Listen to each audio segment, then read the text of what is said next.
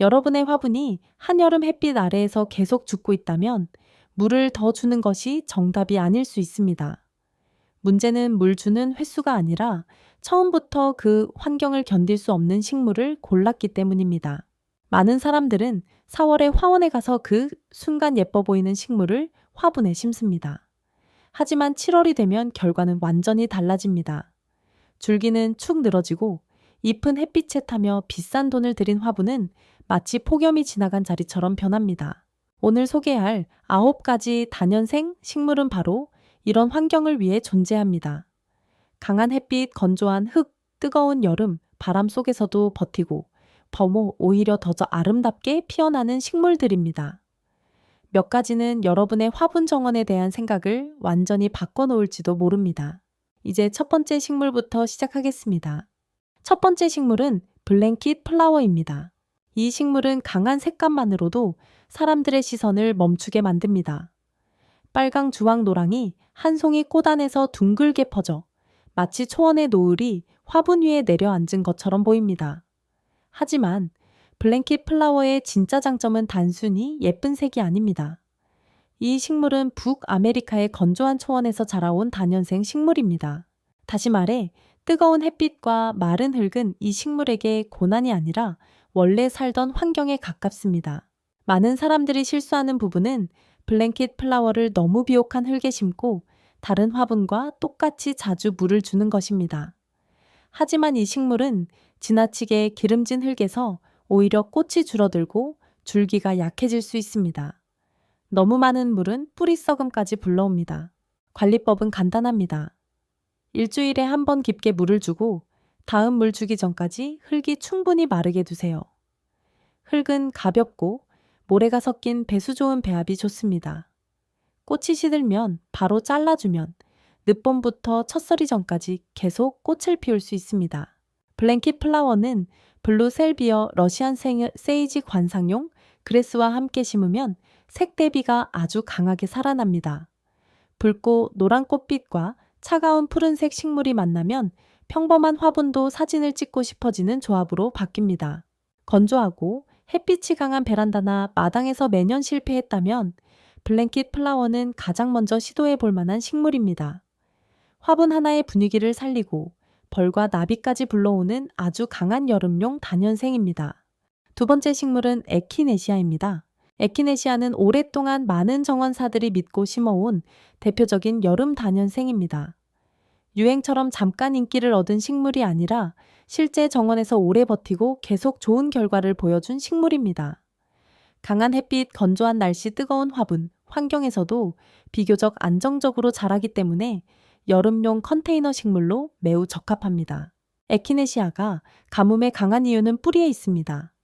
이 식물은 깊게 내려가는 뿌리를 만들어 흙 속의 수분을 찾아갑니다. 특히 한 해를 넘기고 뿌리가 자리 잡으면 같은 화분 안에서도 훨씬 더 강해집니다. 이 년차 에키네시아는 짧은 건조 기간 정도는 큰 문제 없이 견딜 수 있습니다. 물은 일주일에 한 번 정도 깊게 주면 충분합니다.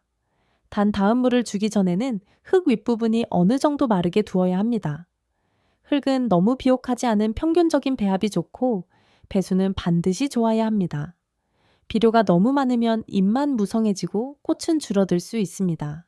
여름 동안 꽃을 계속 보고 싶다면 시든 꽃은 잘라주세요. 하지만 가을이 오면 모든 꽃대를 바로 자르지 않는 것이 좋습니다. 마른 씨앗 머리는 겨울 동안 새들에게 먹이가 됩니다. 특히 작은 새들이 씨앗을 찾아와 화분 정원의 생기를 더해줍니다. 줄기 일부를 남겨두면 식물의 중심부를 보호하는 데도 도움이 됩니다. 에키네시아는 블랙아이드 수잔, 아가스타케 관상용 그레스와 잘 어울립니다. 나비와 벌새까지 함께 불러오는 식물이기 때문에 단순히 예쁜 꽃을 넘어 작은 생태계를 만드는 역할을 합니다. 강한 햇빛 아래에서도 안정적인 화분을 만들고 싶다면 에키네시아는 반드시 고려할 만한 선택입니다. 세 번째 식물은 서양토플입니다. 서양토플은 화분을 단순히 심어놓은 느낌이 아니라 제대로 디자인된 정원처럼 보이게 만드는 식물입니다. 가늘고 부드러운 잎은 고사리처럼 섬세한 질감을 가지고 있어서 다른 꽃들과 함께 심었을 때 화분 전체의 깊이와 균형을 만들어줍니다. 하지만 서양토플의 장점은 외형에서 끝나지 않습니다. 이 식물의 은빛이 도는 잎은 강한 햇빛을 반사하고 잎이 표면의 수분 손실을 줄이는 역할을 합니다. 그래서 뜨거운 햇빛 아래에서도 쉽게 지치지 않습니다. 잎이 더 은빛으로 보일수록 식물은 스스로 열을 견디는 방어 시스템을 더 강하게 작동시키고 있다고 볼 수 있습니다. 물은 약 10일에 한 번 정도 깊게 주면 됩니다. 비가 온 주라면 더 줄여도 좋습니다. 흙은 반드시 빠르게 마르는 배합을 사용해야 합니다. 너무 무겁고 물을 오래 붙잡는 흙은 가뭄보다 더 위험합니다. 뿌리가 조용히 썩기 시작하면 잎이 시들어 보일 때는 이미 늦은 경우가 많습니다. 첫 번째 꽃이 지나간 뒤에는 과감하게 잘라주세요. 그러면 늦어름에 두 번째 꽃이 다시 올라오는 경우가 많습니다. 이 두 번째 개화는 많은 사람들이 예상하지 못하는 서양토플의 큰 매력입니다. 서양토플은 세덤 러시안 세이지 셀비어와 잘 어울립니다. 또한 벌과 유수익한 곤충을 불러와 정원 해충을 자연스럽게 줄이는 데도 도움을 줍니다. 건조하고 햇빛이 강한 화분에서 오래 버티는 식물을 찾는다면 서양토플은 매우 안정적인 선택입니다. 이제 네 번째 식물로 넘어가기 전에 오늘 소개하는 모든 화분 식물에 공통으로 적용되는 중요한 원칙이 있습니다. 이 식물들은 모두 건조한 환경을 견디는 다년생입니다. 그래서 화분에는 반드시 큰 배수 구멍이 있어야 합니다. 작은 구멍 하나만 있는 장식용 화분은 위험할 수 있습니다. 흙을 넣기 전 바닥에 굵은 펄라이트나 자갈을 얇게 깔고 일반 배양토만 그대로 쓰기보다는 모래나 펄라이트가 섞인 빠르게 마르는 배합을 사용하는 것이 좋습니다. 가뭄에 강한 식물은 물이 부족해서 죽기보다 물이 오래 고여 뿌리가 썩어서 죽는 경우가 훨씬 많습니다. 이 원칙 하나만 지켜도 여름 화분 실패를 크게 줄일 수 있습니다. 네 번째 식물은 새덤입니다. 새덤은 다른 식물들과 완전히 다른 방식으로 더위를 견딥니다. 이 식물은 잎 안에 물을 저장합니다. 두껍고 통통한 잎은 작은 물탱크처럼 작동하고 잎 표면의 왁스층은 수분이 빠르게 증발하는 것을 막아줍니다. 그래서 한두 번 물 주기를 놓치거나 며칠 집을 비워도 새덤은 쉽게 무너지지 않습니다. 여름에는 보통 2주에 한 번 정도 깊게 물을 주면 충분합니다. 중요한 것은 물을 준 뒤 흙이 완전히 마를 시간을 주는 것입니다. 다섯 번째 식물은 스카비오사입니다. 스카비오사는 흔히 핑쿠션 플라워라고도 불립니다. 이 식물은 화분에 심었을 때 아주 가볍고 생동감 있는 분위기를 만들어줍니다. 가늘고 긴 줄기 끝에 꽃이 올라오고 바람이 조금만 불어도 꽃이 부드럽게 흔들립니다. 그래서 공기가 멈춰있는 날에도 화분이 살아 움직이는 것처럼 보입니다. 스카비오사는 원래 건조하고 돌이 많은 초원 환경에서 자라던 식물입니다. 그래서 햇빛이 강하고 흙이 빨리 마르는 화분 환경을 크게 두려워하지 않습니다. 줄기가 가늘어 보여 약해 보일 수 있지만 사실 이 줄기는 쉽게 부러지는 구조가 아니라 바람에 맞춰 휘어지는 구조입니다. 강한 여름 바람이 부는 베란다나 테라스에서도 비교적 잘 견디는 이유가 여기에 있습니다. 물은 일주일에 한 번 깊게 주면 됩니다. 단폐수는 반드시 좋아야 합니다. 무겁고 습기를 오래 머금는 흙에서는 뿌리가 쉽게 약해집니다. 중성에서 약간 알칼리성에 가까운 흙을 좋아하며 지나치게 비옥한 흙보다는 가볍고 빠르게 마르는 흙이 더 잘 맞습니다. 스카비오사를 오래 피우는 핵심은 시든 꽃을 꾸준히 잘라주는 것입니다. 이 식물은 씨앗을 만들기 시작하면 꽃 생산을 줄이는 경향이 있습니다. 며칠만 방치해도 개화 속도가 눈에 띄게 느려질 수 있습니다. 일주일에 한 번만 시든 꽃을 정리해도 여름부터 가을까지 훨씬 오래 꽃을 볼 수 있습니다. 스카비오사는 셀비어 서양토플 코럽시스와 잘 어울립니다. 벌과 작은 나비들도 이 꽃을 좋아합니다. 가까이 다가가면 아주 은은한 꿀향이 느껴질 때도 있습니다. 크고 화려하게 외치는 식물은 아니지만 화분 전체의 섬세함과 움직임을 더해주는 아름다운 다년생입니다. 여섯 번째 식물은 셀비어입니다. 셀비어를 이해할 때 가장 먼저 봐야 할 것은 꽃 색깔이 아니라 이 식물이 불러들이는 생명입니다. 특히 햇빛이 강한 베란다나 테라스에 셀비어를 심으면 벌과 나비는 물론이고 지역에 따라 벌새까지 찾아올 수 있습니다. 설탕물을 담은 인공 먹이통보다 훨씬 자연스럽고 식물은 초여름부터 가을까지 꾸준히 꽃을 피우며 스스로 먹이를 제공합니다. 셀비어의 줄기는 네모난 형태를 가지고 있고 잎에는 특유의 향기로운 오일이 들어 있습니다. 이 향은 단순히 좋은 냄새가 아닙니다. 잎이 표면의 수분 손실을 줄여주는 역할을 하며 뜨거운 햇빛 아래에서 식물이 버틸 수 있도록 도와줍니다. 다시 말해, 셀비어의 향은 식물이 스스로 작동시키는 수분 절약 시스템입니다. 물은 보통 7일에서 10일에 한 번 정도 깊게 주면 됩니다. 뿌리가 화분 안에서 자리를 잡으면 짧은 건조 기간에는 쉽게 시들지 않습니다. 흙은 배수가 잘 되고 너무 비옥하지 않은 것이 좋습니다. 비료를 많이 넣은 흙은 잎만 무성하게 만들고 꽃을 줄일 수 있습니다. 셀비어를 오래 피우는 핵심은 꽃대 관리입니다. 꽃이 진 줄기를 그대로 두면 식물은 씨앗을 만들기 시작하고 그 순간부터 새 꽃을 만드는 속도가 눈에 띄게 줄어듭니다. 시든 꽃대는 꾸준히 잘라주세요. 그리고 한여름쯤 전체 식물을 3분의 1 정도 잘라주면 늦여름부터 가을까지 이어지는 두 번째 꽃물결을 만들 수 있습니다. 셀비어는 코럽시스 에키네시아 블랭킷 플라워와 잘 어울립니다. 진한 보라색, 파란색, 붉은색 품종은 화분의 중심 색감을 잡아주고 동시에 다양한 수분 곤충을 불러옵니다. 강한 햇빛 아래에서도 색이 선명하고 관리가 어렵지 않으며 화분 하나를 생기 있게 만드는 식물을 찾는다면 셀비어는 매우 좋은 선택입니다. 7번째 식물은 코럽시스입니다. 코르옵시스는 오늘 소개하는 식물들 중에서도 꽃이 피는 기간이 매우 긴 편입니다. 늦봄부터 첫서리가 내리기 전까지 노란색 또는 두 가지 색이 섞인 밝은 꽃을 계속 보여줍니다. 많은 사람들이 이 식물을 너무 단순하게 생각하지만 바로 그 단순함이 코럽시스의 가장 큰 장점입니다. 복잡한 관리가 필요하지 않고 햇빛과 배수 좋은 흙, 그리고 일주일에 한 번 정도의 깊은 물주기만 있으면 충분합니다.